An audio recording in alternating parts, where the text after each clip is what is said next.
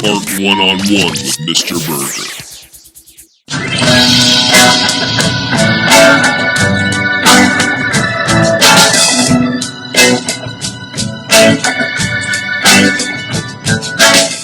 Welcome to another episode of Art One-on-One. I'm your pod boss, Nichole Jordan, alongside your professional artist and master educator, Mr. Burgher. Hi, that's funny.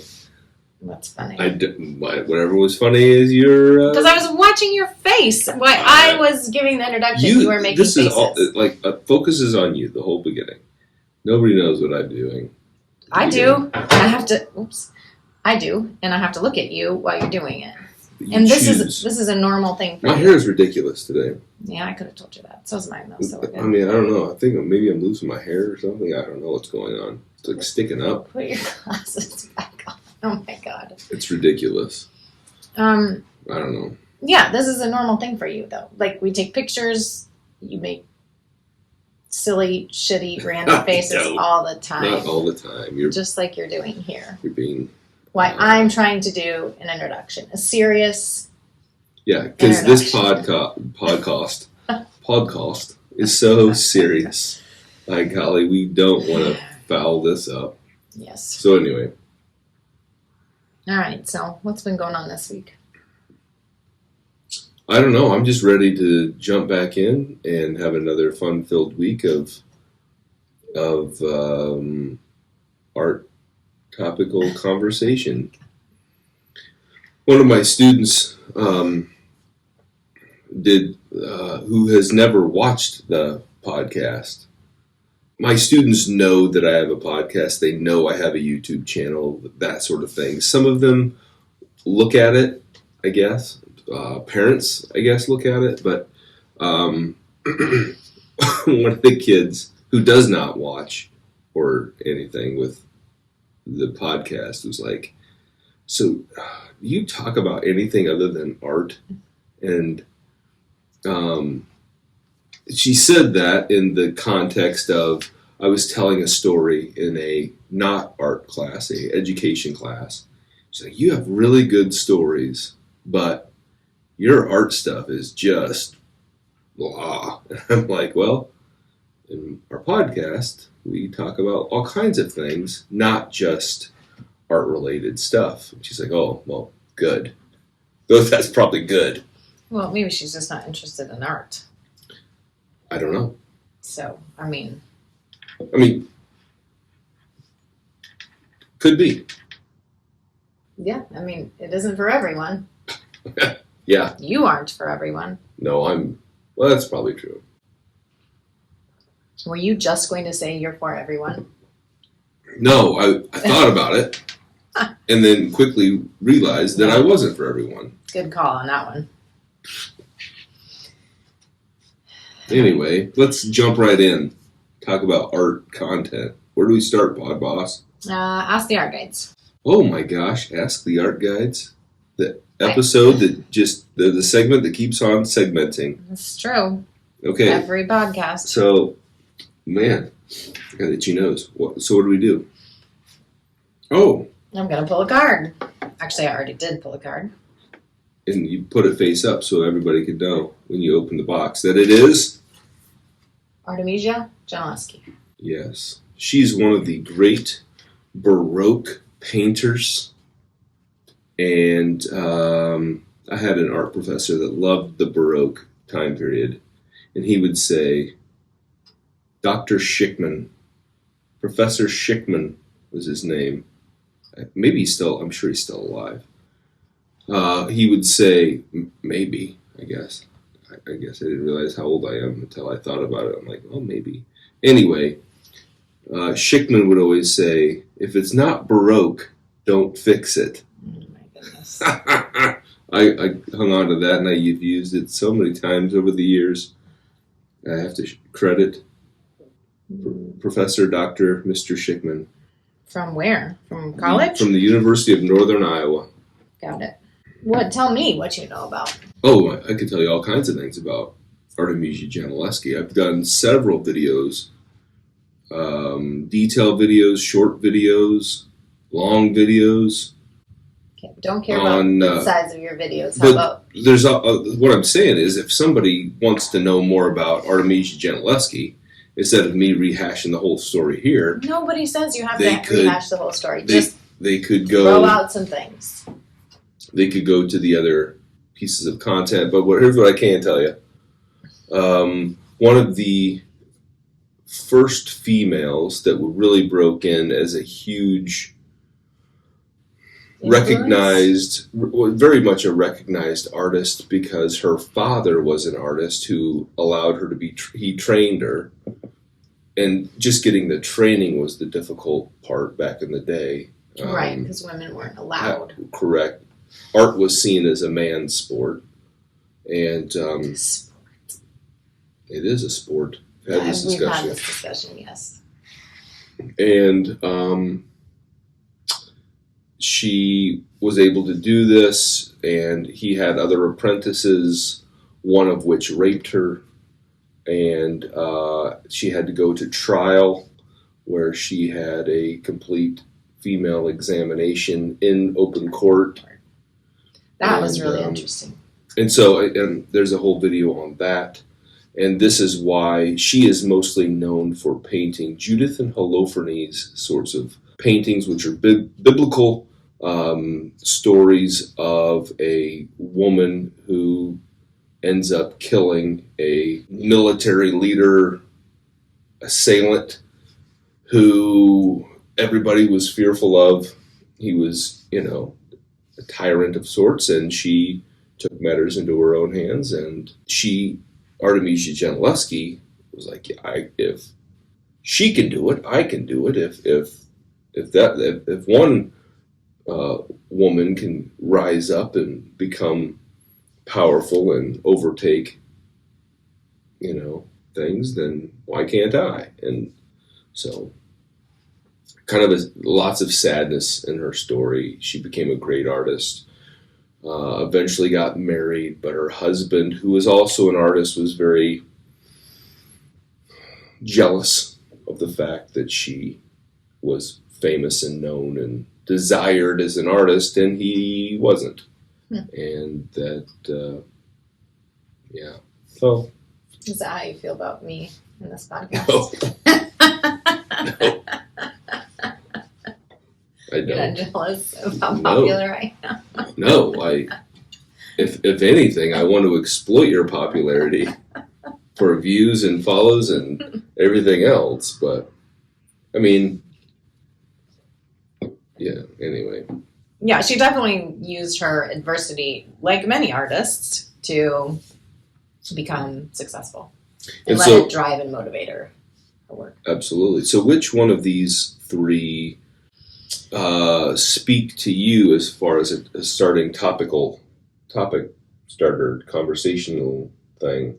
I like the works, I think, is what it is. And it is use your talent like a weapon. Use your talent like a weapon. I think a lot of artists should do that. I would struggle with the word talent. With her? With her. Why do you say that? Especially with her. But I think in general with artists, I would shy away from using the word talent for most people. Because of what it means. Okay, what is your definition of talent? It's not my definition of talent. The thing is, people will say, well, what's your definition of this? Well, it's not about my definition. Well, for some people it is. But you're very much a by-the-book person, so yours is going to be the Webster's dictionary version. It's like, what does the word mean? And the word talent means that is something that you're born with. Something that is innate, something that is God-given, something that you're born with this. Most artists, and again, which is why I would say this does not apply to Artemisia Gentileschi or really any artist that I can think of. Nobody hatched out of their mother's womb with a pencil in their hand, making and painting and creating. Yeah, but having that creativity, that creative gene, you don't think that's something you're born with? I think that there are things that allow you to be maybe to catch on to the skill development faster. There are things that may drive you to make the thing. There are certainly talent aspects. I think creativity is a talent.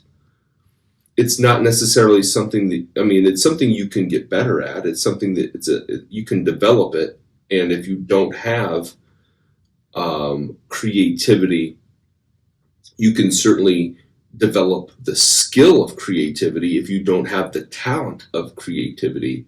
But I think that skill is something that you work at, you practice, you improve upon, and you do all of these things through having a good teacher, having focused practice, putting in your time, putting in your efforts, doing all of those things to develop the skill.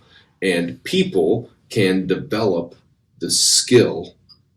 You don't have to be born with it. And I think that to me, that's the big set off. Like, people are like, well, I'm not an artist, so my kid's not going to be an artist. Nobody in my family's an artist, so they're not going to be an artist. Well, that's not how art works. Art is not necessarily, okay, I was born with it, so I'm good at it. And also that diminishes the amount of time, effort, and energy that it takes to improve at it. And there's a great quote by the Renaissance master, Michelangelo Buonarroti. And he said, if you knew how much time and work and energy it took to get to the level of mastery that I have, you would not consider me a genius. Basically saying, in his own way, this is not a talent. I didn't just wake up one day and I could do this. I've worked my ass off to be able to do what I do. Yeah, but I think there's a foundation to it. Just like, what's the foundation? Well, okay, so let's use this example as, like, because wrestling is your thing. You don't think you're born with a certain ability when it comes to sports or... Oh, man. Because here's the thing. I totally disagree with you. You're not wrong, I just disagree with you. And I'm going to tell you why. Okay, imagine that. Because if that was true, then my son Brody would be the absolute worst athlete in the history of the world. His mom is not an athlete. Nobody in her family is an athlete. I'm adopted, so I can't tell you all of my biological background as far as athletics goes, but I can tell you this, and you've seen me, I can't hardly throw a ball. I wasn't born with some sort of ability. Nobody worked with me. I never played catch with my dad. I never did any of those things as a kid. And so if that was true, if you were just born with some sort of talent ability, then you're just born that way. And that talent that you're born with would come from your parents. And my son Brody, who, because I didn't have, my dad worked and he did other things. I spent time with my dad. It wasn't like, I'm not speaking ill of him. He just didn't have that as a common interest. So with my son Brody, because I never did those things, I said, Brody was pretty interested in sports. So, okay, let's go outside and play sports. So we would throw the ball, we would throw the frisbee, we'd throw the baseball and the football and the this, that, and the other thing. We did stuff all the time. And he became a very good baseball player. He became a very good football player. He became a very good wrestler and athlete as a whole, not because of who his parents were and his genetic makeup, but because he worked at it. And I think that that's true of most people. Now, are there people that are more inclined to catch on to that more quickly? Absolutely. But that's not, and that's where the talent comes in. Well, that's your viewpoint. But well, I think, I disagree with you. My viewpoint is based, I think that there's a nature and nurture component to it. Absolutely. If you're like I said, maybe I was inclined to be a great athlete and my parents just never tapped into it. I never tapped into it for whatever reason. And so maybe, but I think that there's a part of it is your environment for sure, and part of it is your genetic makeup for sure. And is it 50-50? I don't know, but I don't think it has to be all or none when it comes to one or the other. But what I do know is that when it comes to the word talent, talent refers to what you're just born with, and skill is what you develop over time and work. And that's what I focus on, the skill, because nobody can control talent. And to say, oh, you're talented. You can absolutely control talent and what you're born No, with. you can can't make it better. You can not. Bullshit. You can't control what you're born with. I'm saying you can control it from the time you're born. No, you so can't. I'm born a certain way. I can either excel in this or not excel in this. I can I can lift and make myself bigger. I can read and write and make myself smarter. But I have this foundation that I start with, this intellect, this mind, body, spirit, and I can build with it what I want. But that's called the skill. The skill part of it is, but I'm also born with. No, that's the skill that you build. The talent that you're born with is just what you're born with. There's no development to it. It's just what you're born with. That's what talent is. Just what you're born with. It's the foundation. Okay, well, again, the foundation, having a foundation of rocks and dirt doesn't necessarily give you the Taj Mahal. Okay. So there's that. Yes. So how would you rephrase? So use your skill like a weapon? Yes. And I definitely think she did that. She used her skill as a weapon against oppressors, against the male-dominated culture that wanted to bring her down. She used it against people that wanted to shame her and dehumanize her and women in general. And she gave voice to, okay, here's a woman that was raped, called a liar. They tried to take everything away from her. Her dad sued the guy that raped her, not for the rape, not for the crime, but for damaged property. Mm-hmm. I do remember that from our first conversation. And to me, that's, how demeaning, how dehumanizing can you be, but to be somebody to sue someone else on your behalf. And why? Well, because you want some money, because you as a piece of property got damaged, and now you're worthless. And or maybe that was just the only way that he felt like he could get at the person that did it. I don't know. And he won. The guy that had raped her was expelled from Rome until he wanted him back, and he let him back in his house as a student, as an apprentice. So there you go. Well, but Artemisia Gentileschi's one of my. She's up there. She's up there as one of my favorites. I really appreciate her as an artist and the artwork that she had done, and regardless of the misuse of the word talent, I think that she's all right in my book. Well, the reason why I chose that specific part of that specific, what do I want to say, section of the card, or right, was because it made me think of. So I'm always thinking, like, how can we tie in an art or an artist or something from the card with either something that's happened in the past or something that's going on right now. Mm-hmm. And it made me think of, I'll tell you why, but AI going on right now. Have you noticed, like, AI is, like, all over the place right now on, like, every pop-up on my computer seems to be about AI. Yes. And there's a lot of AI conversations out there. There are. And I was actually having a conversation with one of my clients today about AI. And it's just like anything else. It's like a talent. You can use it to be really good and positive, or you can use it to do bad things, like, people that hack into your computer systems and steal and I think AI is something similar And I don't know, it's just on my mind. Well, yeah, I think that for sure. I mean, there are people that are using AI in very interesting, creative ways. Like, create a picture of.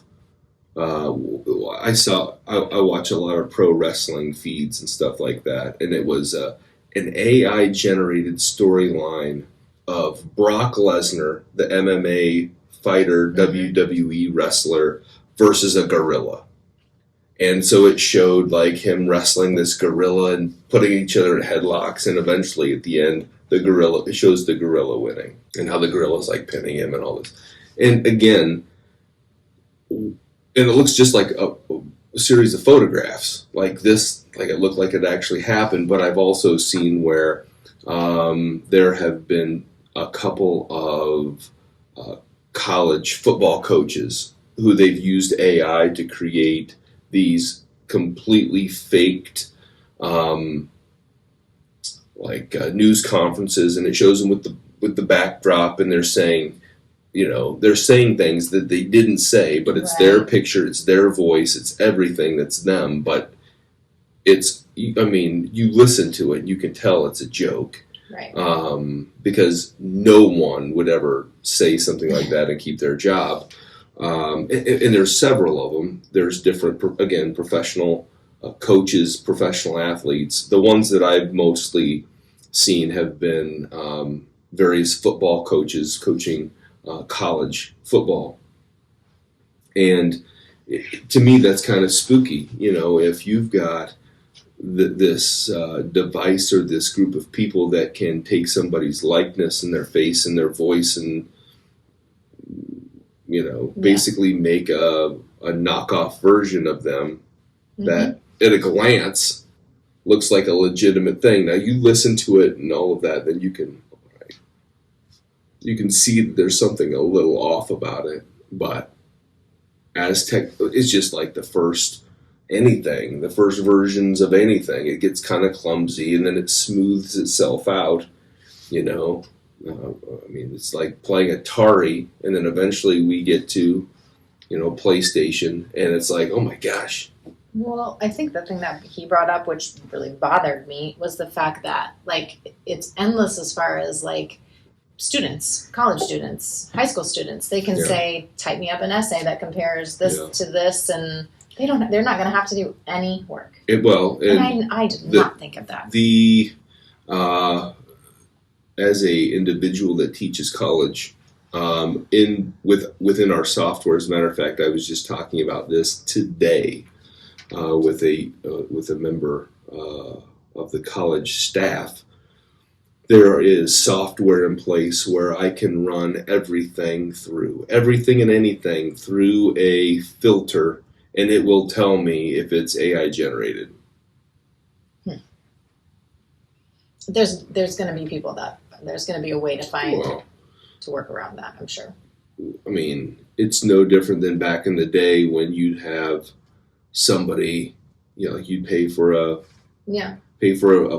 report on this, that, or the other thing, or you would, and then there was a system that tore that down, or you would copy paste off of Wikipedia or something, and then then there's a server that can knock that down. This is the next thing. It won't, and there's already something in place to knock it down. It's always been the fear that students are going to need to know less and less. And I do think that in terms of knowledge, people don't have to be as knowledgeable about things as they used to be. Well, they don't have to be. I think it takes away the creative aspect of, so you don't have to think. You don't have to. You just ask something to do it for you, which takes away. Yeah. Well, it's like, back in the day, you had to be creative. You had to come up with an idea, but also you had to be able to develop a plan for different things. You had to be able to come up with certain concepts on your feet. Now you don't have to know anything. For example, you think of a movie. What's that movie that Julia Roberts is in? Oh shoot, you can just Hey Siri, give me a list of all Julia Roberts movies or whatever it is. Yeah. And it's right there. And, how many people watching this had their phones go ping, ping, ping, ping, ping because you said the magic words, to ignite ignite the device. Yeah. Although the voice recognition systems in our phones is really sophisticated. Like if I say it to my phone, it'll ping, it'll go right off. Whereas if somebody else says it in front of my phone, it doesn't necessarily jump right off and go. Well, you also have a crazy low I have voice. a crazy low voice. That is a skill. That is a skill. Maybe you need to find a side job just speaking for. It's not. That's a talent. Or that was God. That was God given. That has nothing to do. Unless I don't know, smoking cigars. No. Where would we like to move into after Ask the Archives? Maybe we could take a journey into the archive next. Journey into the Archives. Journey into the archives. Have you ever seen Sesame? Have you seen Sesame Street in the past 20 years? I didn't really love Sesame Street, so. You're not American. Sesame Street is like. Last month was like the. Gosh, what was it? The 60th. I remember you showing me it and saying, "Did you know what today is?" And yeah, Sesame Street. My God, I loved that. As I got older, the segments and everything else on Sesame Street evolved, and I think Brooklyn and Brody, they had Journey to Ernie, because so like Big Bird would go around trying to find Ernie, and Journey to Ernie makes me think of Journey to the Archives, whatever. So anyway, what was in the archives this week? Parthenon. No. Pantheon. Pantheon versus Parthenon. Yes. How do I know more about it than you do? Because your brain remembers everything. And yours doesn't remember what you just watched today. This is true. You did record this 3 years ago. 3 years ago. Holy smokes. That was a while ago. I do remember. You look quite the same, though. I didn't notice that. I'm a little more gray than I probably was 3 years ago. But I do remember driving I was somewhere between Iowa and North Carolina for some reason or another. And I remember I had a rental car. I didn't want to put miles on the old Ram. So I had a rental car anyway. You did a video along the way. I did a video along the way on the Pantheon and the Parthenon. Which one was first?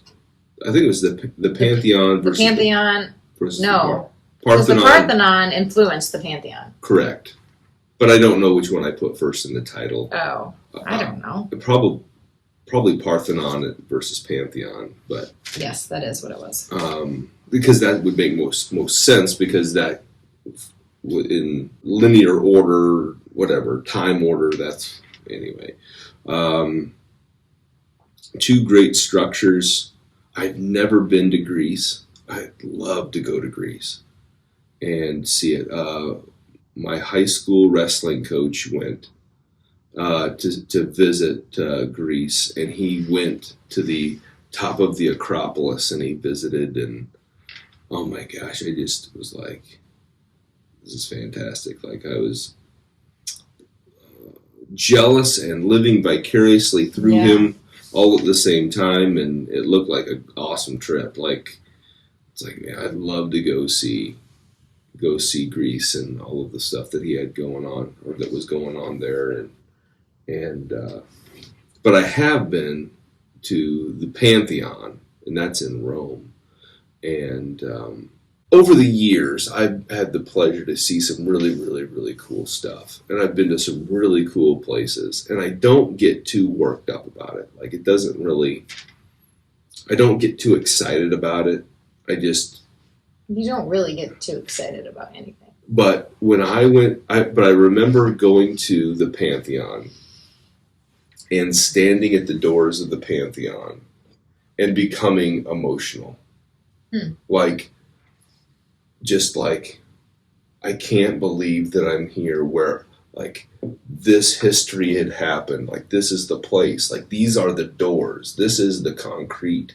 This is the place where all of these things happened, and all of these great people have walked through this threshold. And this is the threshold. Like there is no other one ever. And all of these great humans that I've read about and heard about and admired or whatever, they were here too. Right. And I'm walking through the exact same doorway that they walked through. And I was overcame with emotion. And that's the only time. I've been to Paris probably a dozen times. I've been Spain and Germany and Austria and England and all kinds of great, awesome places. And I've seen the coolest of stuff. I've had some really cool experiences, but that one was unbelievable to me. So the two of these were both built as they're originally temples for worship. Correct? Yes, correct. Originally. They've had, over the years, they've had different purposes and things like that, but both were temples for worship. Correct. The Parthenon was built in Athens as in part a temple to Athena, and then the Pantheon was built for all gods, a place of worship for all of their gods. So, why did you pick? I mean, was the Pantheon highly influenced by the Parthenon? Like, what's the correlation between the two of those? Why did you put those two together to compare them? A lot of times when we talk about art history, those two are kind of like, you talk about the Greeks, you talk about the Romans. You compare the Greeks and the Romans. Sometimes they're even, in certain history books, they're put together in the same unit. Basically everything that the Romans had done was a knockoff of what the Greeks had done before them. Like their entire god system, the entire Roman system of gods was a renaming of all of the Greek gods. They're the same gods, the same stories. They just put a different name to them. There's lots and lots of examples of this. How these, anything classic, the term classic means that it's rooted in Greece and Greek and Roman culture. And so these cultures are very much intertwined. They're similar, in some cases identical, but very much tied around each other. The father of art history, for the most part, Winkelmann is his last name. Johannes Winkelmann. He was a Northern European. I believe he was German. He did a lot of research as to, he wanted to figure out, okay, what are the original Greek sculptures and how are they different, or statues and pottery, and how is that different from the Roman replicas? He wanted to separate the original Greeks from and he did research and figured it out, and it was his research into knowing the difference between the original Greek works and the copies that were pretty identical done by the Romans, and how do you decipher? It's that work that started people thinking about, okay, well, let's dig deeper into art history, and that's where it all started, really. So, where what all started? Art history. Ah. That's where it all started. And when was this? I don't know. I can't tell you the year. But a long time ago. A long time ago. Speaking of sculptures, I'll just move right into our next topic, because next, your most recent video was on the sculpture gardens. Oh yeah, at Nelson-Atkins. Nelson-Atkins Sculpture Garden. Yeah, that was a fun one to put together, and we'd filmed that while ago. We filmed that in the summer. I'm not good When at timelines. when we were, because I know it was we were in Kansas City. Yeah, I remember working out and it was hot. It was hot. Mm-hmm. Yeah. And it was hot that day we were walking around. Yeah, we were outside walking around and all that, and it had to have been July or August, I'm guessing. Yeah. And I don't know. Anyway, so I had been sitting on this idea of the sculpture garden and wanting to put it together, and finally it was like, okay, well, now is the time to put it together and, release it to the wild so the people can enjoy this. It is a cool place. The shuttlecocks, I think, are just fun. That whole grassy area, and they've made it into a whole culture where you put in a video, they can do yoga. People come to just lay and relax, to paint, to do yoga, to see the museum. It is a cool place. Yeah. My favorite was it was that tree. Remember the tree. I wrote down the artist, but the artwork. Roxy Payne? Yeah. Ferment. Something like that. Something like that. I thought that was so cool. But yeah, no, that the big steel tree is very cool. And that whole series looks kind of interesting to me. But no, I think that there are lots of pieces in that collection, and I think it's really interesting that how it evolved over the years to me. And I didn't get into that as deeply as I don't know. I kind of wanted to focus on the artworks as opposed to a lot of the back history. But it does look at, like, there's a piece by Henry Moore. And I remember walking around and making the comment to you as we were doing that there's lots and lots of Henry Moore pieces here. That is what I remember the most about that. And I didn't know this at the time, but in doing research and looking up why, that's how it all started. It started with a collection of Henry Moore sculptures. That makes sense. And then maybe you should watch the video, learn a little bit more about it. But in the video, I do talk a little bit about how it started out with Henry Moore and how it broadened out and to other artists. Are there a lot of museums that have those outdoor? Okay, so I have not been to very many museums, so that have the outdoor sculptures or gardens or. I mean, it's a little bit. Every art museum is going to be a little bit different. So, for example. Some will have their sculpture garden right there, like on the property. Some will have another property that's out somewhere else that where they have their sculpture park. Some don't have but maybe one or two pieces outside, and that's the extent of it. It just varies from location to location and how the people that are running the property want to.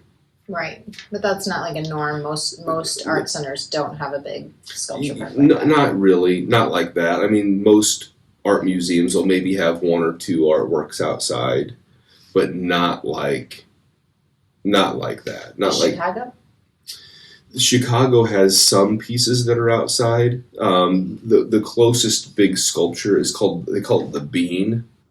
It's a big, it looks like a big chrome bean, and there's a big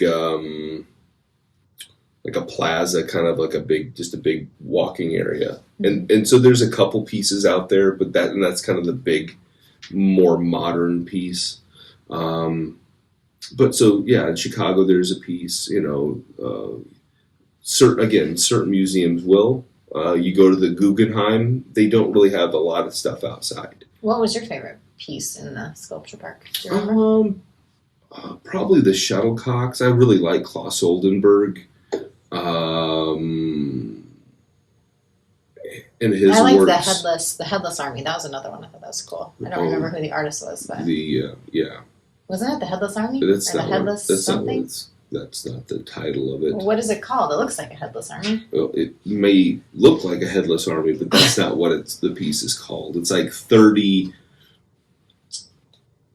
I can't remember off the top of my head, but there's 30 individual statues that Bronzed. Yeah, statues. that each are kind of unique. I also really liked the George Siegel piece of the 6 people called Rush Hour. That piece I really enjoyed. But again, there's lots of good pieces in the collection. But those 2 probably, because I really like George Siegel, and I've never done a video on him, which that's again one of those things that as I go through things like this or collections, I'm like, why am I not doing a piece on that guy or that girl or this person or that movement or whatever? So that's the one thing I do take away from some of these things is ideas moving forward. I think we're going to call it a day. Okay. Well, what should the folks do at home? Find us on other platforms. Hit like, share, subscribe. I hate this part of it if you can't tell. Because it's hard. This is the hard part. Tell the people.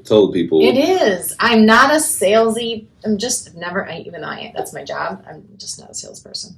Well, I don't think it's necessarily. I feel like it is. You shouldn't feel like you're selling anything. There should be a natural way to say. You shouldn't feel like you're selling anything. You should just be like, listen, here are some opportunities. Here's an opportunity for you to find out more stuff. If you want to find out some stuff about art, clearly, if you've made it this far in this thing and you're watching it, you have some interest in it. Then you have some interest. So follow along and become a part. Follow the thing. Become a part of the art one-on-one family. Yeah, come on over. We'll order pizzas. That's what we're having for dinner tonight. So anyway, I appreciate you. Thank you.